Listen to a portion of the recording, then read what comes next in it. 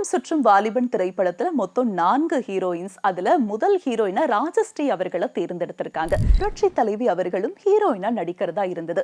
ஆனா சில சூழ்ச்சிக்காரர்கள் பண்ண சூழ்ச்சினால அது நடக்காம போயிருக்கு. சந்திரகலா அவர்களுடைய வண்ண புகைப்படம் ஒண்ணு பொம்மைன்ற சினிமா மாத இதழ்ல வெளியா இருந்தது. இத புரட்சி தலைவர் அவர்கள் கிட்ட காமிச்சிருக்காங்க. அப்ப அவங்க உலகம் சுற்றும் வாலிபன் திரைப்படம் மக்கள் திலகம் அவர்களுடைய சொந்த தயாரிப்பு நிறுவனமான எம்ஜிஆர் பிக்சர்ஸ் நிறுவனம் மூலம் தான் தயாரிக்கப்பட்டது. இந்த படத்துக்கு ஆரம்பத்துல மேலே வானம் கீழே பூமி அப்படின்னு தான் பெயர் வைக்கப்பட்டிருக்கு. ஆனா அதுக்கப்புறமா மக்கள் திலகம் அவர்கள் இந்த டைட்டிலை மாத்திட்டு தான் உலகம் சுற்றும் வாலிபன் அப்படின்னு திரைப்படத்துக்கு பெயர் வச்சிருக்காரு. மொத்தம் 4 ஹீரோயின்ஸ். நிறைய ஹீரோயின்ஸை மாத்தினதுக்கு அப்புறமா இறுதியா மஞ்சுளா அவர்கள், லதா அவர்கள், சந்திரகலா அவர்கள், இன்னொன்னு தாய்லாந்தை சேர்ந்த நடிகைன்னு மொத்தம் 4 ஹீரோயின்ஸ் நடிச்சிருக்காங்க. ஹீரோயின் செலக்ஷன்ல இறுதி முடிவு புரட்சி தலைவர் அவர்கள் தான் எடுத்திருக்காங்க. உலகம் சுற்றும் வாலிபன் திரைப்படத்துல மொத்தம் 4 ஹீரோயின்ஸ். அதுல முதல் ஹீரோயினா ராஜஸ்ரீ அவர்களை தேர்ந்தெடுத்திருக்காங்க. ஆனா அவங்களோட ஏற்பட்ட கால் ஷீட் பிரச்சனைனால அவங்களுக்கு பதிலா சந்திரகலா என்ற ஹீரோயினை தேர்ந்தெடுத்திருக்காங்க.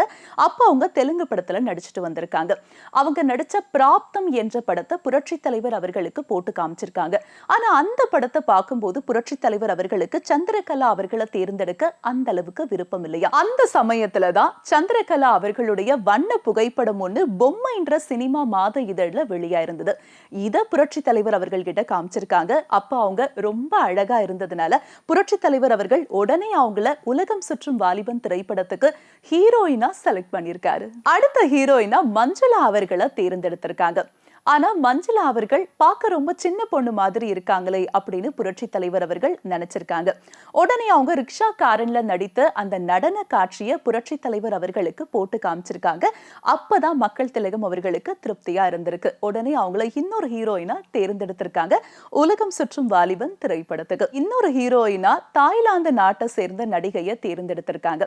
ஆனா இவங்களுக்கு சரியா தமிழ்ல வசனம் பேச வரலையா.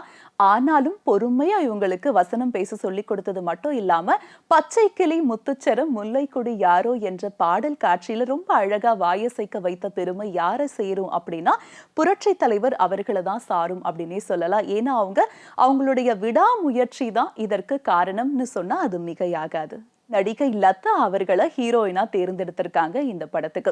ஹீரோயினா லதா அவர்களை தேர்ந்தெடுத்ததே ஒரு மிகப்பெரிய சுவாரஸ்யமான சம்பவம் அப்படின்னு கூட சொல்லலாம். ஏன்னா இவங்களுடைய போட்டோவை நடிகர் மனோகர் அவர்கள் தான் மக்கள் திலகம் அவர்கள் கிட்ட காமிச்சிருக்காங்க. மக்கள் திலகம் அவர்களுக்கும் ரொம்ப பிடிச்சு போய் இந்த படத்தோட ஹீரோயினா தேர்ந்தெடுத்துட்டாங்க.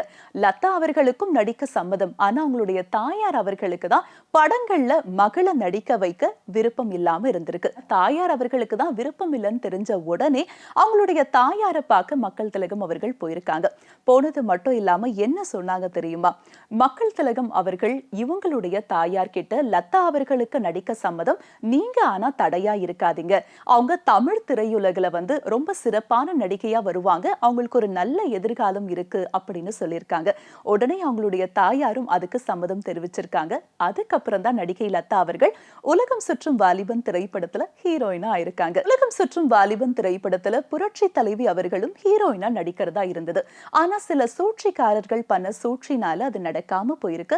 ஆனாலும் அவங்க தான் புரட்சி தலைவர் அவர்களுடைய வாரிசானாங்க. அதுக்கப்புறமா நம்ம தமிழகத்துடைய முதலமைச்சரும் ஆனாங்கன்றது மிகப்பெரிய வரலாறு. பொதுவாவே மக்கள் திலகம் அவர்கள் நடித்த படங்கள் சிறப்பானதாக வர்றதுக்கு மக்கள் திலகம் அவர்கள் எந்த அளவுக்குலாம் மெனக்கெடுவாரு அப்படின்றதுக்கு உலகம் சுற்றும் வாலிபன் திரைப்படம் மிகப்பெரிய சான்று அப்படின்னே சொல்லலாம்.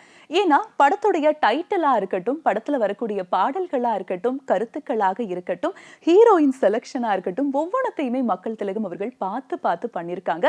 அதுதான் அவருடைய படங்களுக்கு மிகப்பெரிய வெற்றிக்கு காரணம்.